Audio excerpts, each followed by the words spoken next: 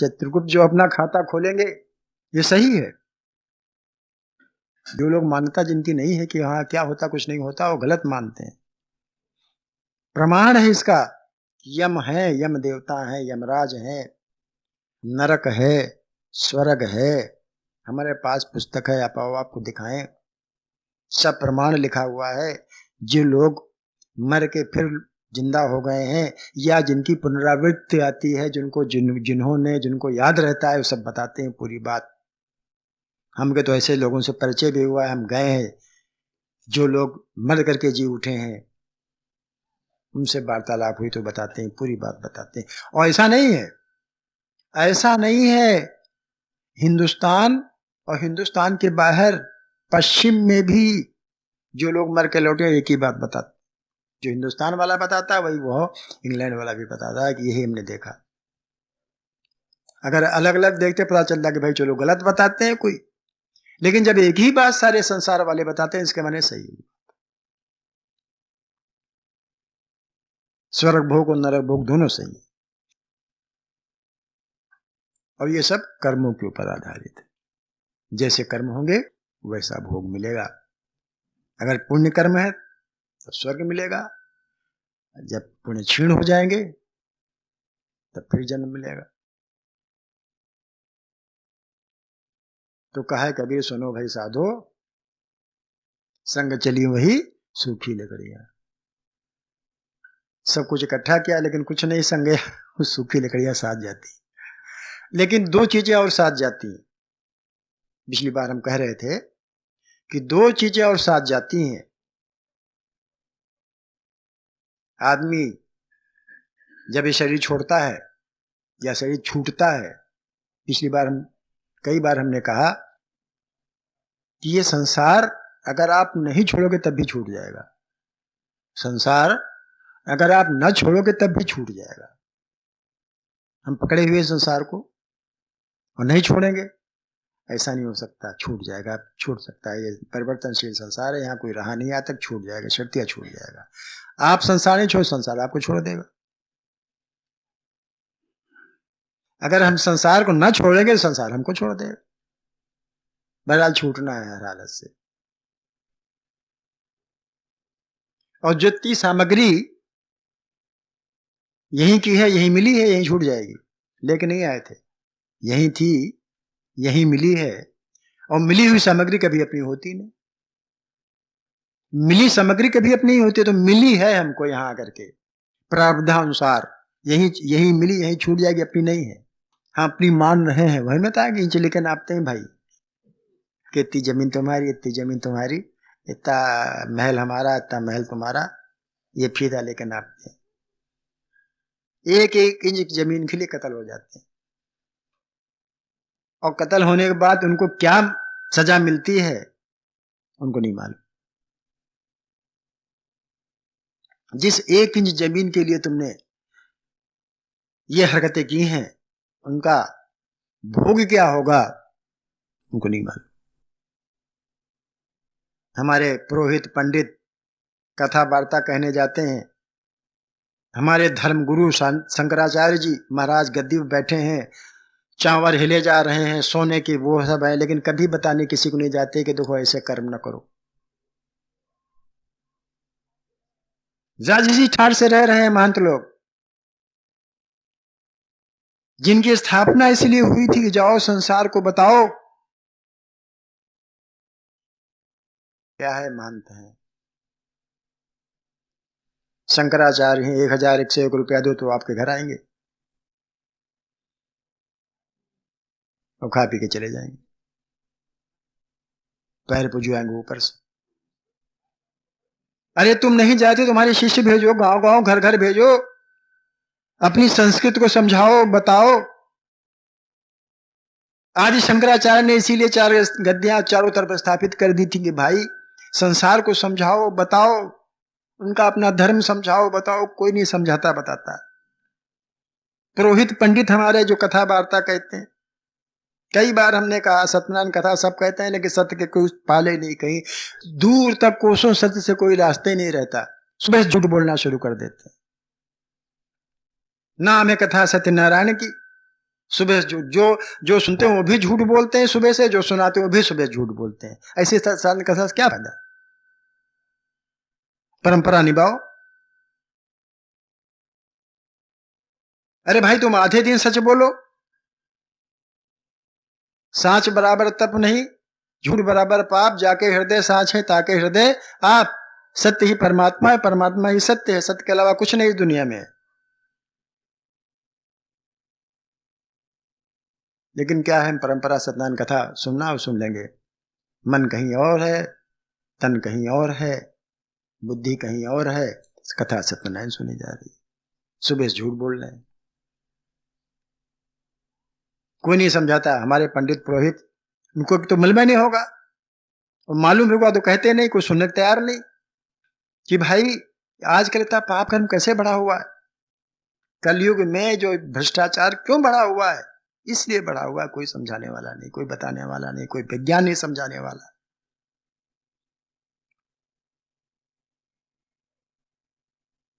तो भाई ये कर्म, हम दो चीजें हमारे साथ जाती हैं इस शरीर के साथ में। जब शरीर छूटता है, यहाँ पर सूक्ष्म शरीर निकल जाता है, स्थूल शरीर को छोड़ करके सूक्ष्म शरीर जो है 17 तत्वों का, वो निकल जाता है, जीवात्मा को साथ लिए हुए।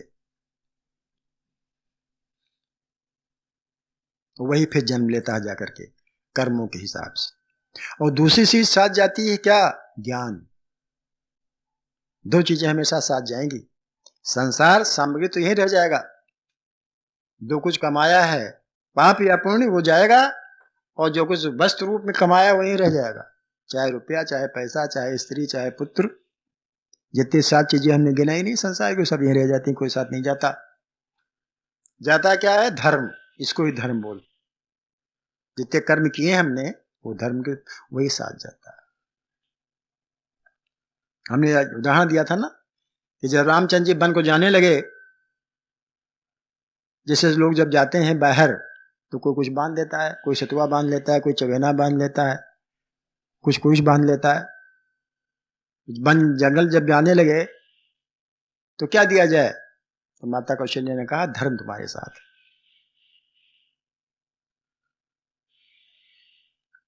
धर्म साथ जाता है, लोक में भी है, परलोक में भी। अगर धर्म साथ है सब साथ देंगे आपका, और धर्म साथ नहीं, कोई साथ नहीं देगा आपका। और धर्म की परिभाषा थोड़ी सी समझनी चाहिए। धर्म किसे कहते हैं वो तो अलग की बात, हम फिर कभी कहेंगे। आप कहीं जाओ, संसार में कहीं चले जाओ, अगर धर्म साथ है सब साथ देंगे आपको। परलोक जाओ तब भी वही धर्म साथ देता है। धर्म कभी न छोड़ना चाहिए अपना। तो जब शरीर छूटता है तब दो चीजें साथ जाती हैं, एक तो कर्म जो हमने किए हैं जिंदगी भर, और दूसरे ज्ञान। जितना ज्ञान अर्जित कर लिया है वो जाता है साथ में। इसीलिए सत्संग का प्रभाव बहुत बड़ा बताया गया है। सत्संग में बैठ करके, अगर सत्संग है तो सठ संग नहीं है। बहुत जगह सठ संग होता है। अगर सत्संग है, ज्ञान अर्जित किया हुआ है, तो ज्ञान साथ में। जिस योन में चले जाओ ज्ञान रहता है बराबर, ज्ञान नहीं जाता।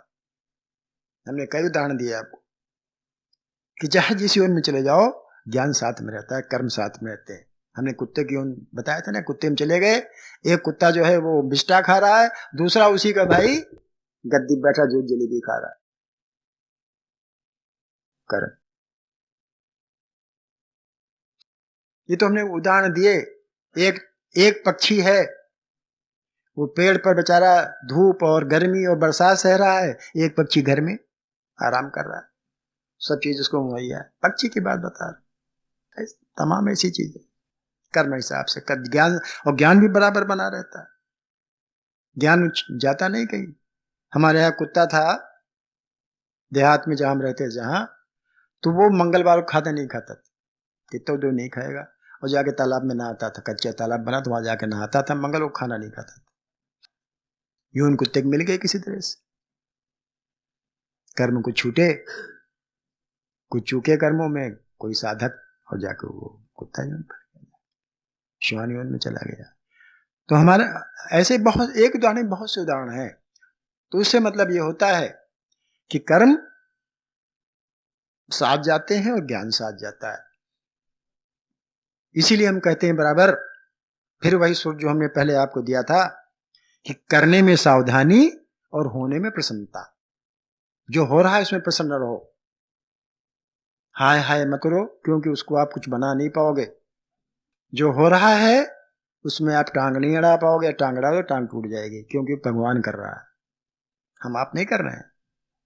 हम आप उसको जो हो रहा है भगवान के द्वारा हो रहा है, परमात्मा के द्वारा हो रहा है, समिष्ट के द्वारा हो रहा है।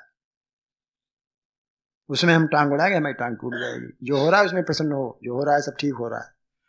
करने में सावधानी, जो हम करें उसमें सावधान हो जाए, ऐसा कुछ न करें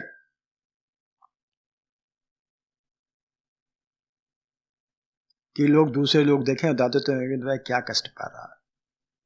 ऐसे कर्म न करें कि अगले जन्म में आंख गायब, पता चला बच्चा होते ही पोलियो हो गया, पता चली बहरे बच्चा पैदा हुआ। हमने तो अस्पताल में काम किया है, हम जानते हैं किस प्रकार कैसे लोग आते हैं, क्या क्या कष्ट भोगते हैं लोग, कैसे कैसे भोग भोगते हैं, सब कर्मानुसार। तो कर्म करने में सावधान होना चाहिए, कर्म करने में सावधानी होनी चाहिए, सावधान होकर कर्म करना चाहिए कि हम जो कर्म कर रहे हैं उसका नतीजा क्या होगा, आखिर कौन से पाप कर्म ऐसे करेंगे हम कि आगे हमें आंखें छीन ली जाए, आगे हमारे जीभ छीन ली जाए, आगे हमारा पैर छीन लिए जाए, पोलियो मार जाए, और उसके बाद फिर वो जो भोग भोगना तो भोगेंगे। ये व्यवस्था है, कर्मों की व्यवस्था है, इस पे सचेत रहना चाहिए, सावधान रहना चाहिए। कौन कर्म करने से क्या फल मिलता है, ये गरुड़ पुराण में लिखा हुआ है। कौन कर्म करने से क्या फल मिलते हैं, ये गरुड़ पुराण कहता है। लोग अक्सर सुनते हैं, इधर सुनते इधर उड़ा देते हैं।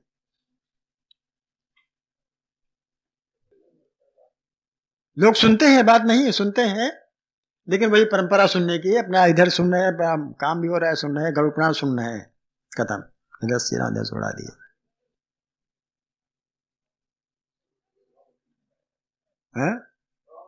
हाँ, आदमी जब भोगने पाता है तब याद करता है कि हमने ऐसे कौन कर्म के भोग रहे हैं। इसीलिए कहा गया है, भगवान ने गीता में कहा है, गहना कर्मों गति, कर्मों की गति गहन है, समझना बड़ा मुश्किल है। कौन से कर्म कब फल देने लगेगा, कैसा फल देने लगेगा, बहुत मुश्किल, समझना मुश्किल इसका। लेकिन फिर भी थोड़ा बहुत तो समझा ही जा सकता है, थोड़ा बहुत तो समझा ही जा सकता है कि फलाने ऐसे कर्म करेंगे उसका क्या फल होगा। तो कर्मों के संबंध में गीता तो कहती है 3 प्रकार के कर्म होते हैं, कर्म, अकर्म, विकर्म। ऐसे कर्म करें जिनका कोई फल न बने।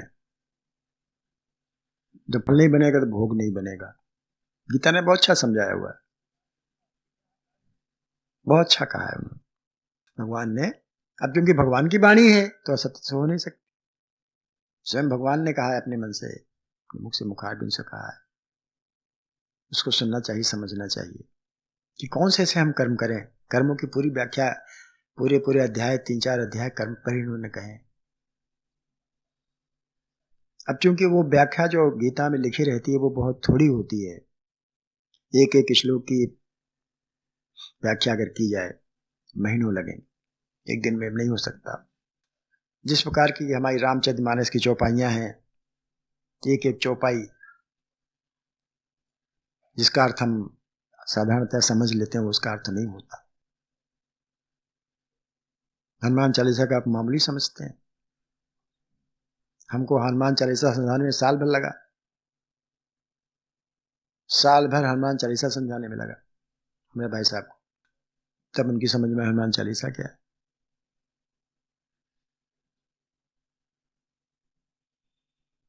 तो ये शास्त्र जितने हमारे हैं वो कर्मों के संबंध में बताते हैं, समझना चाहिए, सुनना चाहिए, तब उसी हिसाब अपने कर्म करने चाहिए। तो आज हमारा विषय वही कर्म के लिए है कि कर्म फल भोग कितना कैसा भोग होता है।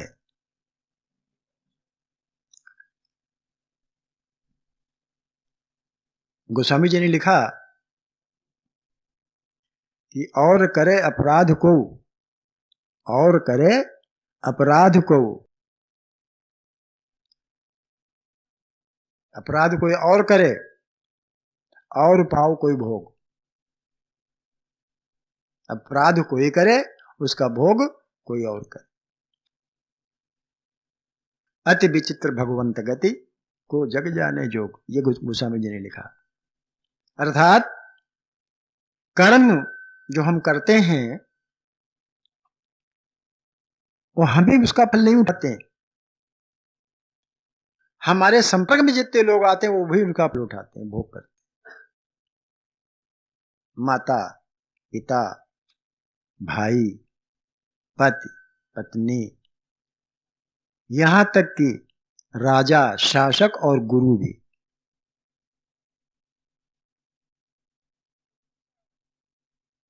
कर्म कोई करता है, फल भोग वो स्वयं तो उठाता ही उठाता है, उसके साथ दूसरे लोग भी उठाते। यहां नहीं उठाते। हमारे शास्त्र, हमारा शास्त्र कहता है कि पुत्र के किए हुए कर्म स्वर्ग लोग उसके पिता को मिलता है। वहां जो यातना, अगर अच्छे कर्म कर दिए, श्रद्धा अच्छी तरह से श्रद्धा श्राद्ध दान दक्षिणा जो कुछ करते हैं, जो कुछ शास्त्रोक्त अगर अच्छा कर दिया, ठीक कर दिया, तो हमारे पिता जो नरक भोग रहे हैं उनका नरक अवधि कम हो जाती है। यहाँ की बात छोड़ दीजिए, संसार की यहाँ के जो हम लोग जीवित हैं, माता मदर पिता माता हमारे गुरुबंद, उनको छोड़ दीजिए। जो स्वर्ग में हम नहीं कह रहे हैं, शास्त्र कह रहा है।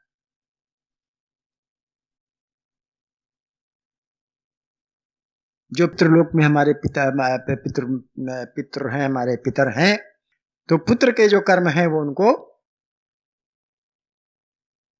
पुत्र के जो पुण्य कर्म हैं वो उनके नरक जो पाप कर्म है उनको क्षमा नहीं बल्कि वो कम कर देते, छूट जाते हैं नरक से। हम लोग श्राद्ध करते हैं, तर्पण करते हैं, कुछ नहीं करते, सिर्फ परंपरा निभा देते हैं। परंपरा निभा देते हैं कि ये करना चाहिए, वो करके छुट्टी कर देते हैं।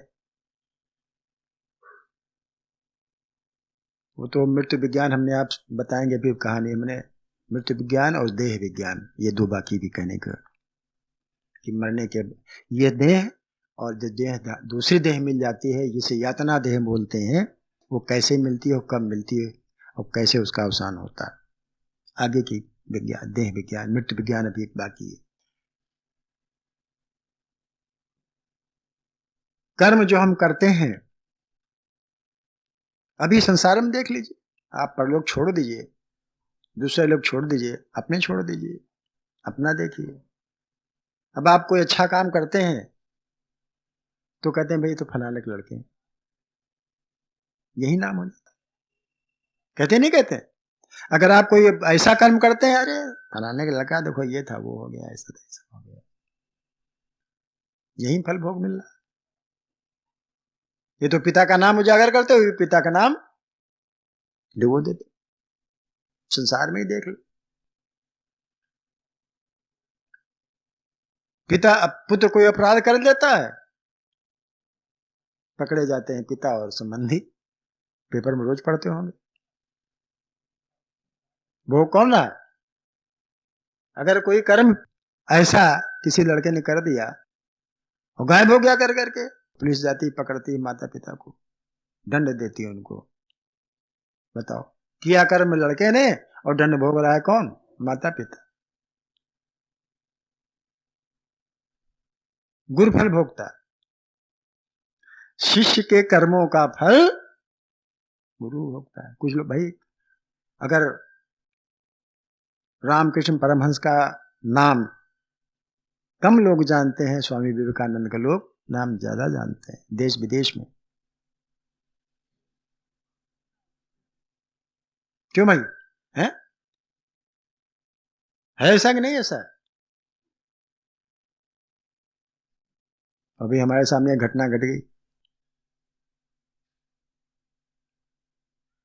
कहले किस गुरु के चेले हो भाई? गुरु ने तुमको यही सिखाया? एक सज्जन आना बंद हो गया, एक सज्जन का यहाँ, एक सज्जन का आना इस सत्संग में बंद हो गया, और ऊपर से बदनामी हमको मिली, गुरु तुम्हारे यही सिखाते। अब बताइए, कर्म उन्होंने किए, बदनाम गुरु हो रहा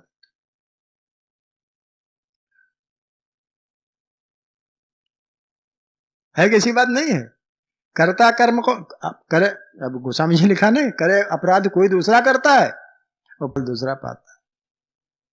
हमने तो नहीं सिखाया था कुछ कि भाई ऐसा करो, लेकिन हम कर उठे तो फिर तो खामखा आदमी जरूर कहेगा भाई तुम किस गुरु के चेले। अगर अच्छा काम किया, हाँ भाई तो अच्छे गुरु के चेले, नहीं गुरु बदनाम हो। ठीक है ना? तो कर्मों का प्रभाव केवल उसी पर नहीं पड़ता, वही नहीं भोगता है कर्म करने वाला, बल्कि उसके साथ उसके जो सगे संबंधी हैं वो उसका फल भोग। संसार में तो भोगते ही भोगते हैं, जो संसार से इतर हो गए हैं, चले गए हैं संसार से, वो भी फल भोगते हैं वहां नरक और स्वर्ग दोनों में। इसलिए कर्म करने में बिल्कुल सावधानी रखनी चाहिए। अब बात आती है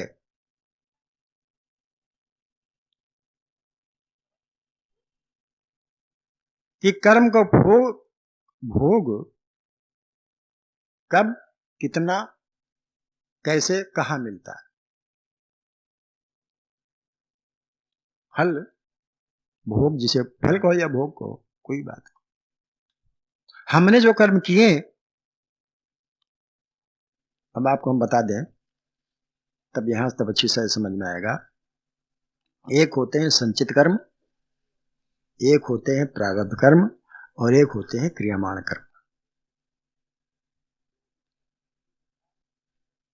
क्रियामाण कर्म हो जो हम कर रहे हैं, ये क्रियामाण हमारे कर्म है।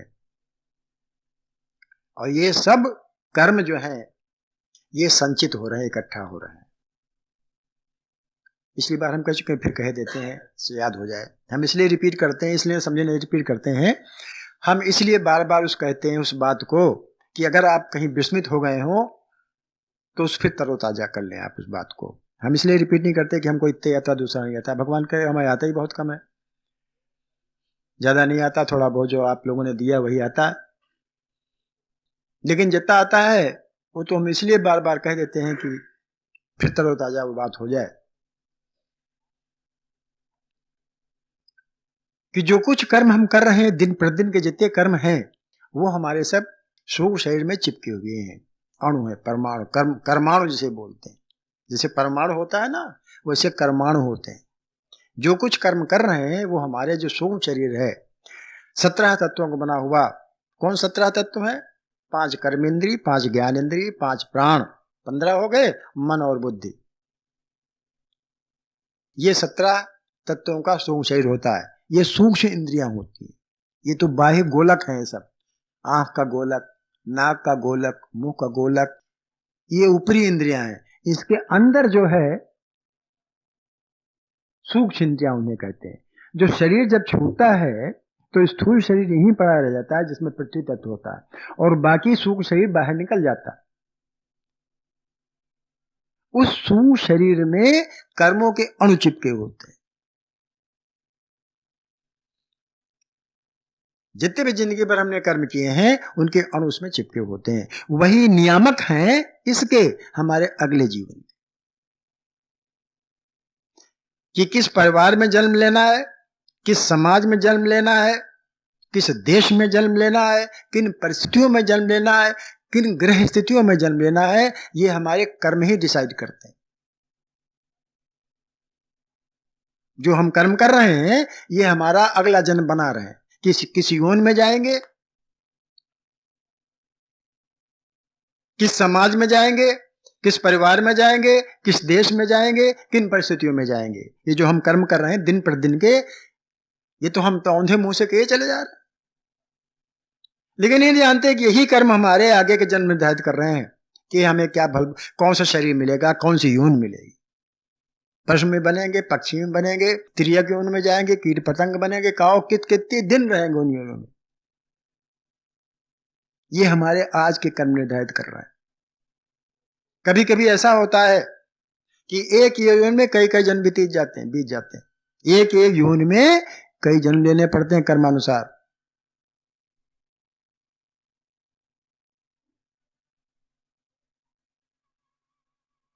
तो कितना फल हमें भोगना है, किस योनि में भोगना है, किन परिस्थितियों में भोगना है, ये हमारे आज के कर्म जो हम कर रहे हैं ये डिसाइड, ये मतलब निर्धारण करते हैं कि हमें यहाँ जन्म मिलेगा और ये आगे हमें जो अगला जन्म मिलने वाला यही हम भोगेंगे।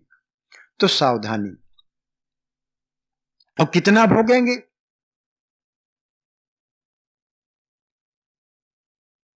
हमने अपने सत्संग में आपको सुनाए हैं, याद होंगे आपको। हमने देखा है कि किस प्रकार से लोग या वो आत्माएं वो सूक्ष्म शरीर किस प्रकार से व्यथित और व्याकुल होते हैं, शरीर पाने के लिए तड़पते हैं, शरीर नहीं मिलता। शरीर पाने के लिए आत्माएं तड़प रही, शरीर इसलिए नहीं मिलता क्योंकि भी तुम्हें प्रेत योनि में रहना है। हमसे 2-3-4 हमने संस्मरण सुनाए हैं, मृत आत्माओं से भेंट हुई, आत्महत्या करने वालों से भेंट हुई। वो सोचते हैं आत्महत्या करने से कष्ट कट जाएंगे संसार के। लोग ये समझते हैं कि अपनी आत्महत्या कर लेंगे और इससे संसारिक कष्ट मिट जाएंगे, लेकिन आगे जो कष्ट है वो कौन झेलेगा? इसको नहीं सोच पाते। यहां से छुटकारा पा जाते हैं, इस पार्थिव शरीर से छुटकारा मिल गया, लेकिन जो सूक्ष्म शरीर बचा उसको क्या यातनाएं मिलेंगी, कहां कहां भटकेगा, क्योंकि इच्छाएं तो मरती नहीं। सूक्ष्म शरीर जो है मन बुद्धि लेके साथ जाता है, इंद्रियां वहीं रहती है, सूक्ष्म इंद्रियां रहती है, इंद्रियों को चाहिए। यहां स्थूल भोग चाहिए, वहां सूक्ष्म भोग चाहिए। हमने आपसे कहा कि जो हम संकल्प करके तर्पण करते हैं वो उसको मिल जाता है, चाहे जिस योनि में। हमने कई बार आपसे कहा जो हमारे यहाँ श्राद्ध होता है, पितरपक्ष जो होते हैं, इसमें जो पानी दिया जाता है, श्राद्ध किया जाता है, वो इसलिए दिया जाता है कि वो जिस योनि में भी हो तो जो अदृश्य देवता उनको पहुंचा देते हैं उस योनि में। भाई ये जो होता है मरने के बाद जो 10वां तेरही वगैरह होती है, 10वां वगैरह होता है, तो क्या लिए होता है? इसका विज्ञान है, ऐसे नहीं होता। इसका एक विज्ञान है, ऐसे थोड़े। हमारे यहाँ जितनी हमारी संस्कृति जो है सिर्फ विज्ञान, केवल विज्ञान पर आधारित है। विज्ञान चूंकि समझ में नहीं आता इसलिए उसको हम ओवरलुक कर जाते हैं। देखा है तो क्या रे तो कुछ नहीं है। ये कौन कहता है? जड़वादी लोग कहते हैं, जो जड़ता को मानते हैं, जो चेतन को नहीं मानते। अगर मानते भी हैं तो ऊपर मन से मानते हैं, विश्वास नहीं करते। संकल्प जो हम कर देते हैं ना, अपना पता बता देते हैं। जब संकल्प करते हैं तो अपना पता, क्योंकि उनका तो पता नहीं मालूम हमारे पितर किस योनि में वो कहां है, हमें नहीं मालूम। कुछ लोगों को मालूम होता है।